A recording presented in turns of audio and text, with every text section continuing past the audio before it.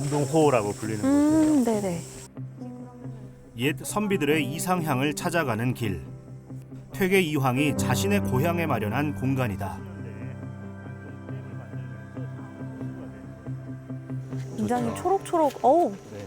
아 이게 엄청 뭔가 오래돼 보이는 나무네요. 아, 왕버들 나무인데요. 왕버들? 사실 보기 어렵죠. 아, 잎이 상당히 넓고 한데 물가에 많이 자라거든요. 도산선 오른쪽으로 계곡이 흘러요. 복개를 해서 이제 땅처럼 보이는 거죠. 예전에 여기 계곡이 있었다라는 걸 보여주는. 도산선을 만들었던 그 퇴계 이황 선생의 네. 포도 퇴계잖아요. 네네네. 말 그대로 골짜기로 물러난다.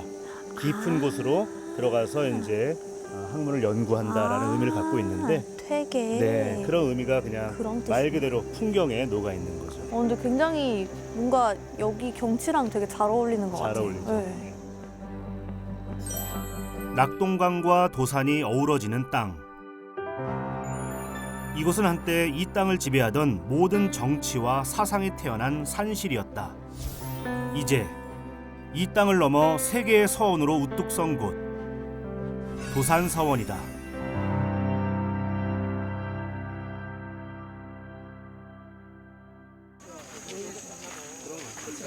도산서원으로 선비들이 쏟아져 들어온다.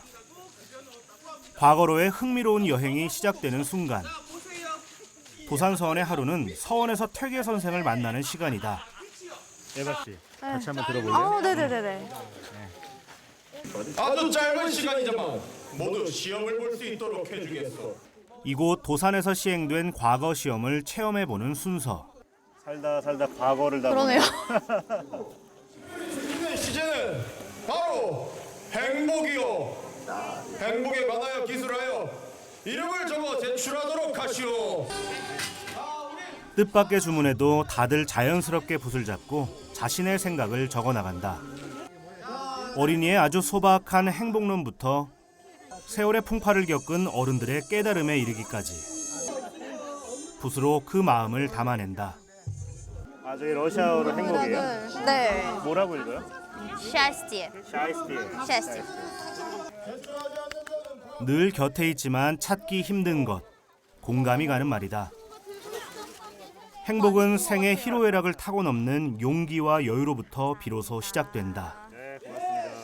듣기로는 그 오늘 시험 응시자가 7,228명이라고 하네요.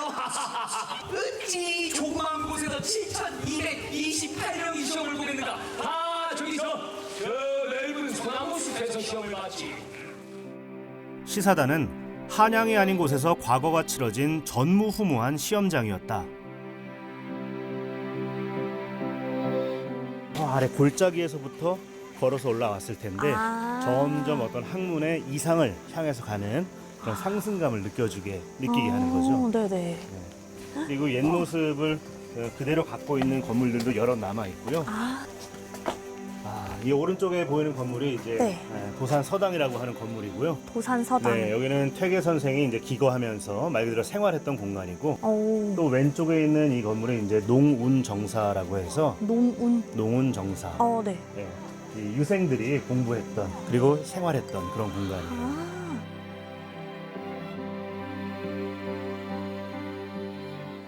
이 건물들이 원래 있던 건물들은 몇 년 정도 된 건물들인 거예요? 일단 도산서당 같은 경우는 알려지는 바로는 1561년에 지은 걸로 알려져 있어요. 1560. 예, 당시 퇴계 선생이 거의 이제 환갑쯤 네. 되었을 때 지은 건물인데, 그냥 그것만 산술적으로 봐도 한 460년 정도 된 건물인 거죠. 460. 네. 먼저 그럼 농운정사 쪽으로 한번 가볼까요? 네네네. 어떤 네. 거겠죠? 당시 이제 체구도 좀 작으니까. 네. 여기가 이제 농운정사. 농운정사는 퇴계에게 학문을 배우길 원하는 제자들이 머물며 공부하던 곳이었다.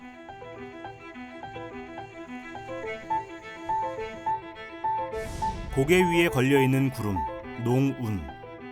공부하는 선비의 청빈함을 비유한 말이다. 그 당시에 여기 전체 인원이 많이 들어올 때는 한 50명 이상도 들어왔다고 하고요. 근데 특이한 게 이 건물은 위에서 봤을 때 한자 공자를 닮았어요. 공자. 공부한다 할 때 그 공부할 공자거든요. 때. 네네. 매실나무가 아주 멋들어지죠. 네, 여기도 나무들이. 퇴계 선생이 사랑한 매화길을 따라가는 길. 여기가 네. 도산 서당. 아, 오래된 그 460년 가까이 된 네. 건물이에요. 그러면 여기가 약간 그 퇴계 이황 선생님 숙소라고 해야 되나요? 네, 잠도 자고 말 그대로 생활도 했었고 또 공부도 하고 했던 공간인 거죠. 그 당시에 대학자였고 대관료를 지냈던 분인데 상당히 소박해 보이잖아요. 네, 집이 좀 작아 보이는. 한 칸, 두 칸, 한 세 칸 정도로 이루어진 건물인데 부엌과 방과 마루가 하나씩 있는 세 칸짜리 집. 도산서당은 대학자 퇴계 선생이 평생을 두고 소망하던 이상적인 집이었다. 스승의 손길을 간직하면서 그 뜻을 잇고자 했던 후학들 덕분에 도산서당은 온전히 보존될 수 있었다. 여기는 뭔가 여기가 서당이고 예. 그럼 여기는 또 어디인 건가요? 저 앞에 이제 진도문이라고 해서 말 그대로 도를 향해 나아가는 문을 진도문. 지나면 강학 공간이 나옵니다. 네. 세계 이황 선생이 이제 살아계실 때는 네. 없었던 공간인데 이황 선생님 살아 계실 때는 네. 그때까지는 서당이었다가 그렇죠. 나중에 돌아가시고 나서 이렇게 서원이 네, 된. 그러면서 퇴계의 이제 후학들이 강학 공간을 크게 확장을 한 거예요. 도산서원은 퇴계 선생이 직접 지은 서당 공간과 그의 사후에 세워진 서원 공간으로 구성되어 있다. 이 진도문을 통해서 들어서면 비로소 이제 우와. 도산서원의 중심 건물 중 하나죠. 전교당. 서원이 갖는 뭔가 의미가 따로 있는 건가요? 중국의 서원은 주로 이제 관료를 양성하는 기관이었다면 조선의 서원은 이제 학문의 어떤 뜻을 든 사람들의 공부의 공간이기도 했고 동시에 성현에 대한 제사도 지냈으면서 더 큰 특징은 이 지역 향촌 사회 공동체에 사회적인 또 정치적인 구심점 역할을 했던 곳이 바로 서원이에요. 그런 것들이 인정받아서 유네스코 또 세계 유산에 등재가 된 거고요.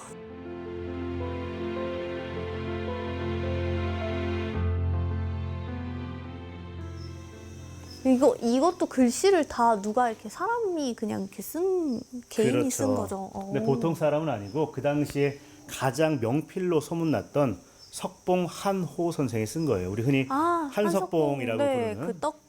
네.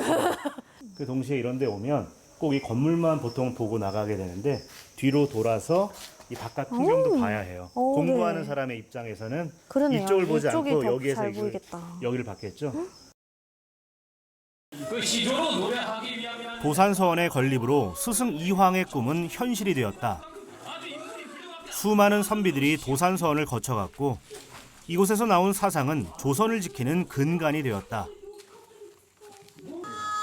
남들이 보는 시선에 정해진 행동과 생각이 아닌 자신을 믿고 올바른 방향으로 또박또박 한 걸음씩 나아갔으며 이 서원을 그걸 알려주고 싶었던 걸 겁니다.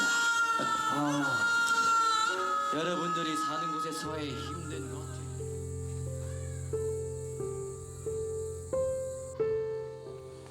선현의 유적을 온전하게 보존한 유일한 서원.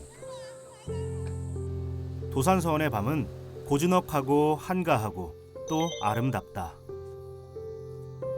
9월, 도산의 밤에 퇴계 선생이 남긴 매화시가 새롭게 피어나고 있다.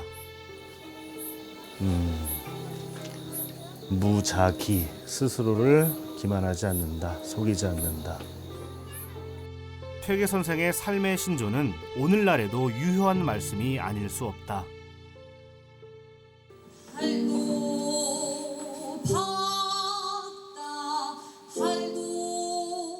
도산서원에서 작은 음악회가 열렸다.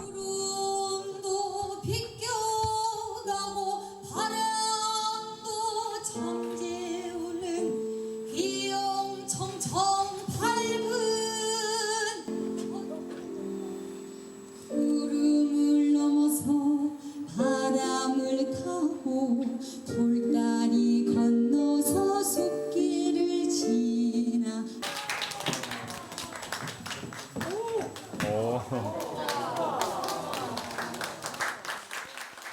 퇴계 선생의 도산 12곡에 담긴 의미를 다양한 퍼포먼스로 재해석하는 자리다.